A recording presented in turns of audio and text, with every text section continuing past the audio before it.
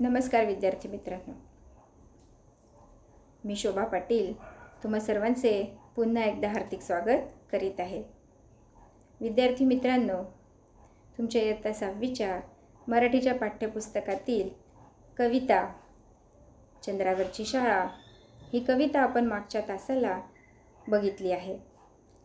सुरुवातीचे कडवे मी तुम्हाला शिकवलेत.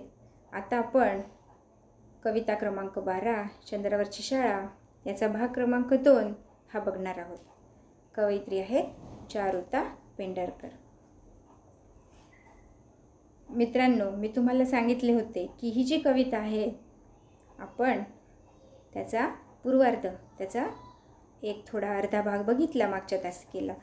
तर संपूर्ण कविता तुम्ही एकदा वाचून घ्या आणि तो अर्थ समजून घेण्याचा प्रयत्न करा असं मी तुम्हाला सांगितले होते आणि नक्कीच तुम्ही त्याची एकदा उजळणी केली असेल. तुम्हाला आठवत असेल की मी सुरुवातीला तुम्हाला कविता शिकवण्यापूर्वी थोडी माहिती दिली होती. तर आधुनिक युगातील आपली शाळा कशी आहे, पूर्वीच्या काळी शिक्षण पद्धती कशी होती, आत्ता कशी आहे आणि यापुढे म्हणजे 21व्या शतकामध्ये कशा प्रकारे शाळा असू शकते या संदर्भातील थोडी माहिती मी तुम्हाला दिली होती. म्हणजेच काय, तुमच्या ऐकण्यात वाचनात असेलच की पूर्वीच्या काळीचं शिक्षण जे होतं ते कसं होतं तर गुरुकुल पद्धतीचे होते. अगदी रामायण महाभारतातल्या कथा तुम्ही वाचल्या आहेत, बघितल्यासुद्धा आहेत, हो ना. टी व्हीवरती रामायण महाभारत तुम्ही बघितलेच आहे. त्यामध्ये कशा प्रकारे शिष्य हे गुरूंकडे जाऊन आश्रमामध्ये शिक्षण घेत असत आणि त्यानंतर शिक्षण पूर्ण झाल्यानंतर कशा प्रकारे गुरु जे आहेत त्याची परीक्षा घेत असत. आता कशी तुम्ही रिटन एक्झाम देतात, प्रॅक्टिकल एक्झाम देतात, ह्या सगळ्या ज्या पद्धती आहेत तर तेव्हा परीक्षा कशी असायची तर त्यांना ज्या प्रकारचं शिक्षण दिलं जात असे त्यावर आधारित गुरुजी त्यांचं परीक्षा घेत असत. त्यावर आधारित म्हणजे उदाहरणार्थ बघितलं तर तुम्हाला माहिती आहे की गुरूंनी एकदा, तुम्हाला ही गोष्ट माहितीच असेल, थोडक्यात मी तुम्हाला ती गोष्ट सांगते. एकदा गुरुजी आचार्य द्रोणाचार्य ह्यांनी अर्जुन, त्यानंतर युधिष्ठिर, अश्वत्थामा आणि दुर्योधन ह्या चौघांची परीक्षा घेण्याचे ठरवले आणि त्यांना धनुर्विद्येमध्ये पारंगत केले गेले होते. या चौघांनाही समान शिक्षण दिले गेले होते. परंतु गुरुजींना वाटले की आता आपण यांच्या शिक्षणाची परीक्षा घेऊया. मग त्यांनी काय केले होते बरं, तर त्यांनी या चौघांनाही धनुष्यबाण घेऊन उभे केले आणि सांगितलं की मी प्रत्येकाला आता एक लक्ष देणार आहे, म्हणजे काय, एक ध्येय देणार आहे आणि त्यावर आधारित मी तुमची परीक्षा घेणार आहे. मग त्यांनी एक एक करून प्रत्येकाला विचारले की झाडावर एक पक्षी आहे, तर तुम्हाला त्या पक्षाचा डोळा जो आहे तो छेदायचा आहे. म्हणजे काय, त्या डोळ्याचा बाणाने तुम्हाला त्याची हे करायची आहे, निशाणा साधायचा आहे, बरोबर. पण विद्यार्थी मित्रांनो, त्यांनी जेव्हा प्रश्न विचारला की मला सांगा आता तुम्हाला काय दिसत आहे समोर, तर ज्या प्रकारे प्रत्येकाने उत्तर दिले आणि त्यावरून कशा प्रकारे गुरुजींनी त्यांना पास केले, तर तुम्हाला माहितीच आहे ही कथा की प्रत्येकाने वेगळे वेगळे उत्तर दिले. एकाने सांगितले की गुरुजी मला झाड दिसतंय आणि त्या झाडावर एक पक्षी बसलेला दिसतोय. एकाने सांगितले की मला गुरुजी फक्त तुमचे पाय दिसत आहेत. एकाने सांगितले की मला त्या झाडावर फांदीवरती पक्षी बसलेला दिसतोय. फक्त अर्जुनाने सांगितले की गुरुजी मला पक्षाचा डोळा फक्त दिसत आहे. म्हणजेच काय, तर जे आपलं लक्ष आहे, जे आपलं ध्येय आहे, त्याच्यावरती संपूर्ण लक्ष केंद्रित केले गेले आणि तेच खरं शिक्षण सार्थकी झालं असा गुरुजींचा विश्वास पटला आणि त्या परीक्षेमध्ये अर्जुन त्यावेळेला पास झाला. म्हणजेच काय, ती परीक्षा उत्तीर्ण झाला. तर अशा प्रकारे पूर्वीच्या काळी शिक्षण पद्धती असायची. तुम्हाला माहिती आहे, वेगळे वेगळे विद्याभ्यास त्यांना शिकवले जायचे. परंतु त्यानंतर म्हणजे आत्ताचा जो काळ आहे, आधुनिक काळामध्ये सायन्स आणि टेक्नॉलॉजी, विज्ञान आणि तंत्रज्ञान यांनी बरीच प्रगती केली आणि खळू आणि फळा हा जो शाळेमध्ये असतो त्याची जागा डिजिटल बोर्ड, स्मार्ट बोर्ड यांनी घेतली आणि खळू आणि फळाच्या ठिकाणी तिथे हा जो डिजिटल स्मार्ट बोर्ड आला आणि मार्कर पेन आला. अशाच प्रकारे घराघरात शिक्षण पोचले. ते अगदी आपल्या मोबाईलवरतून सुद्धा आपण आता शिकू शकत आहोत. या कठीण काळामध्ये सुद्धा तुम्ही आपला शिक्षण पद्धतीने हा जो अभ्यास जो आहे तो अगदी मन लावून करत आहात, बरोबर की नाही. आणि अगदी अर्जुनाप्रमाणे तुम्ही तुमचं जे लक्ष आहे, तुमचं जे लक्ष केंद्रित करून तुमचं जे ध्येय आहे ते तुम्ही नक्कीच साध्य कराल अशी मला आशा वाटते. चला तर मग आता आपण कवितेचा उर्वरित भाग शिकण्या अगोदर एकदा कविता, संपूर्ण कविता पुन्हा एकदा वाचून घेऊया. 21व्या शतकात भरेल चंद्रावरती शाळा, चंद्रावरच्या शाळेत नसेल खडू आणि फळा, छोट्या छोट्या यानांतून शाळेत जातील मुले, बटन दाबता शाळेचे दार होईल खुले. दप्तराचे ओझे तेव्हा नसेल पाठीवरती, ऑक्सिजनचा सिलेंडरच न्यावा लागेल वरती.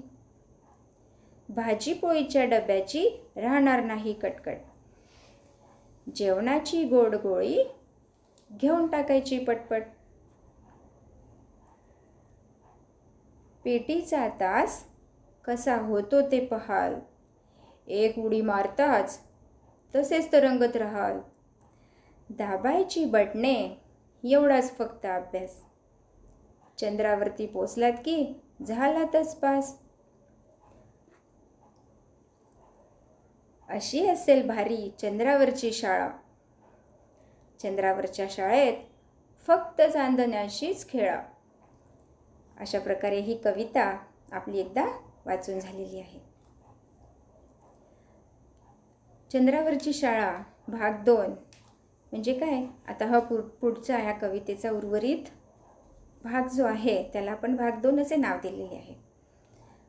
कवितेच्या पूर्वीच्या कडव्यांमध्ये आपण ही कविता थोडक्यात मी तुम्हाला स्पष्टीकरण दिलेलेच आहे.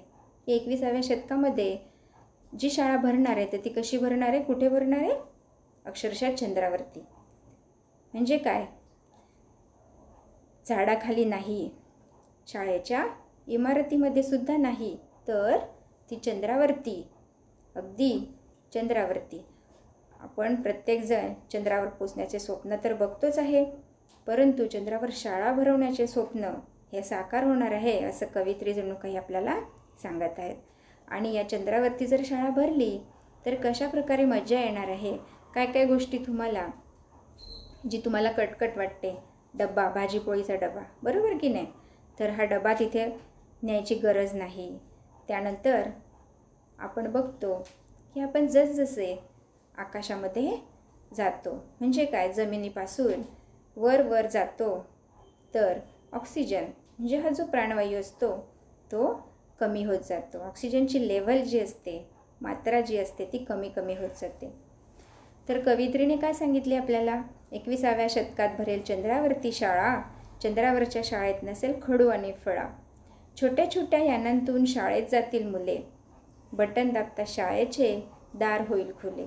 दप्तराचे ओझे तेव्हा नसेल पाठीवरती, ऑक्सिजनचा सिलेंडरच न्यावा लागेल वरती.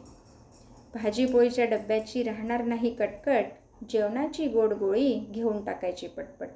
इथपर्यंत आपण कविता बघितलेली आहे. मग तर पुढील गमती जमती बघूया.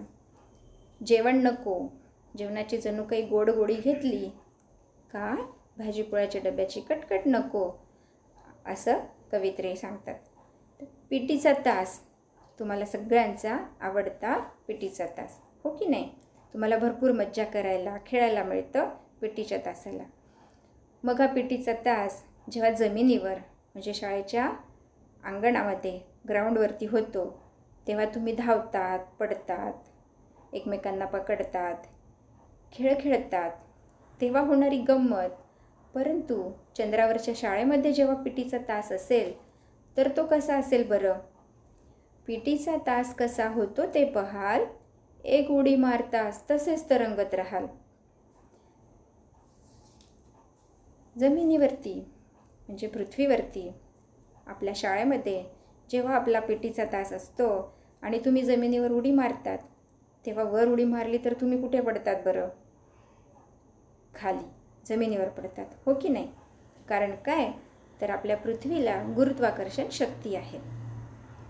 हवेमध्ये फेकलेली कोणतीही वस्तू पृथ्वी स्वतःकडे आकर्षून घेते आणि त्याला काय म्हणतात? गुरुत्वाकर्षण शक्ती, म्हणजेच काय? ग्रॅव्हिटेशनल फोर्स ऑफ दी अर्थ. परंतु जेव्हा चंद्रावरती ही शाळा असणार आहे तेव्हा काय होणार आहे? पीटीच्या तासाला एक उडी मारताच तसेच तरंगत राहाल. कारण काय, अवकाशामध्ये चंद्रामध्ये जी हवेची पोकळी असते आणि तिथे गुरुत्वाकर्षण शक्ती नसल्यामुळे माणूस हवेमध्ये उडी मारली तर तो हवेमध्ये तसाच तरंगत राहणार. किती मज्जा येईल बरं? तुम्ही इमॅजिन करू शकता, कल्पना करू शकता, हो की नाही?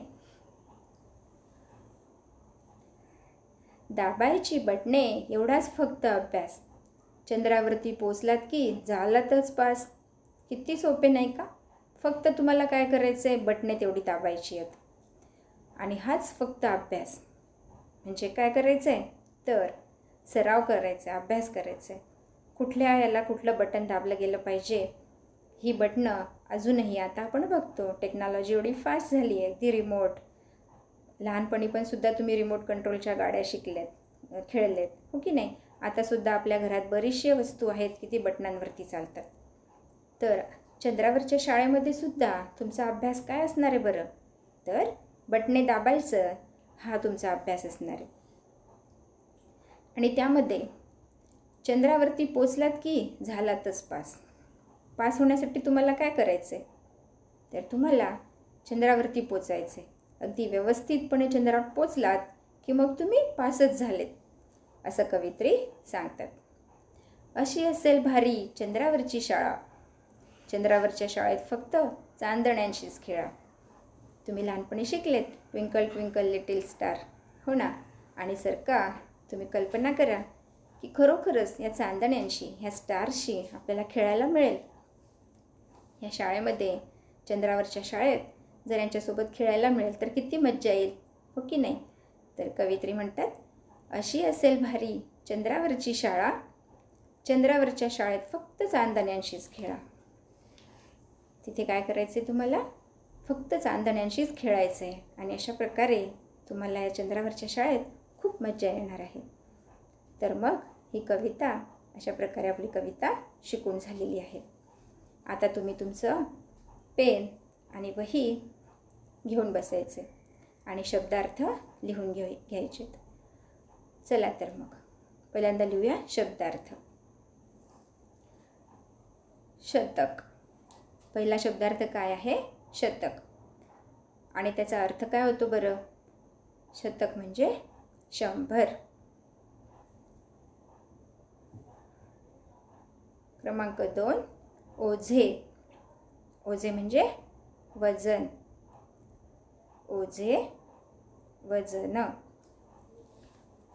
तिसरा शब्दार्थ आहे फळा.